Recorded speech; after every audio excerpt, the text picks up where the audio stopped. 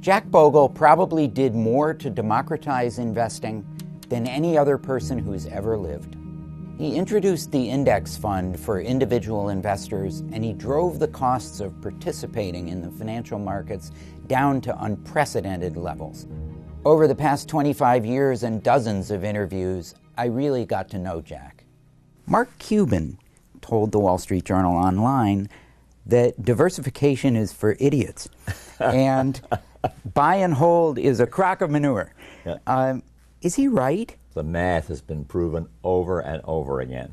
Diversification is not only the first important thing investors should think about, but the second and the third and probably the fourth and fifth too. Jack Bogle was born a few months before the crash of 1929, entered the mutual fund business in 1951, launched his own company in the mid-1970s, and was still hard at work a few weeks ago until his illness finally cut him down. He spanned over 6 decades of change and growth in the industry that he helped to transform. When Jack Bogle founded the Vanguard Group in the mid-1970s, it was incredibly expensive for the average investor to participate in the financial markets and very difficult to diversify. He made it universally available at rock-bottom cost for just about anyone to invest in the stock and bond markets in the United States and ultimately around the world.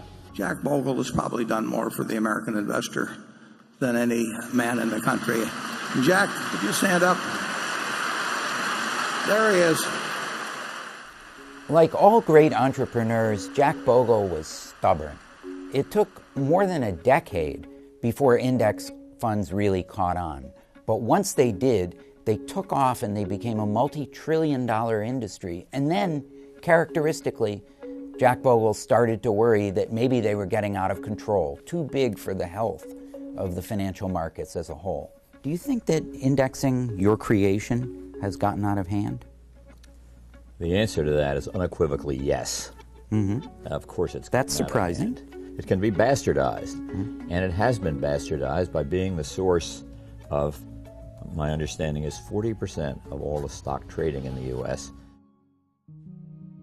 What many people may not realize about Jack Bogle is that he never managed money professionally in his entire career.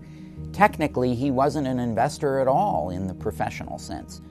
But what he did have was he had great vision, he was terrific at motivating people, and he was an amazing innovator. And because of those factors, even though he never worked as a professional investor, he changed the world of professional investing forever.